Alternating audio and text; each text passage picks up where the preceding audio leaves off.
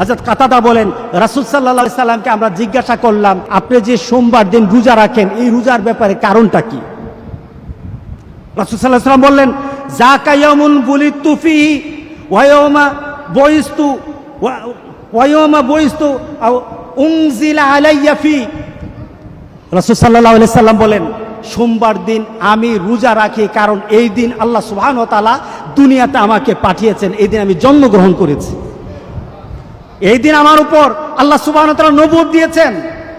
শুধু তাই নয়, রাসূল সাল্লাল্লাহু আলাইহি সাল্লাম এই দিনে মৃত্যুবরণ করেছেন, এই দিন নবুয়ত প্রাপ্ত হয়েছেন। এই সোমবার দিন রাসূল সাল্লাল্লাহু আলাইহি সাল্লাম হিজরত করেছেন, এই সোমবার দিন রাসূল সাল্লাল্লাহু আলাইহি সাল্লাম মদিনাতে প্রবেশ করেছেন।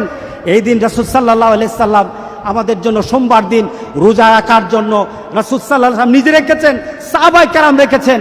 আমরা যখন রাসূল সাল্লাল্লাহু আলাইহি সাল্লামের জন্মের কথা স্মরণ করতে চাই, রোজা রেখে স্মরণ করব। আর ওই দিনটির নাম কি? সোমবার দিন। ওই দিনটির নাম কি? সোমবার দিন। সুতরাং আমরা যদি রবিউল আউয়াল পালন করতে হয় তাহলে সোমবার দিন রোজা রাখবো। রাজি আছি সবাই? সবাই রাজি আছি? কোন বার দিন রোজা রাখবেন? কোন বার দিন রোজা রাখবেন? আগামী সোমবার রোজা রাখবেন? হাত উঠাবো? রাজি আছেন? হাত উঠালে কি হবে? আপনার মধ্যে একটা স্পৃহা জাগবে, একটা মানসিকতা সৃষ্টি হবে। সোমবার দিন আমার রাসূলের জন্য আমি রোজা রাখবো, আমি আমার রাসূলের জন্য রোজা রাখতে চাই। আল্লাহ যেন সবাইকে তৌফিক দান করে। সবাই বলুন আল্লাহুম্মা আমিন। আল্লাহু আল্লাহু আল্লাহ।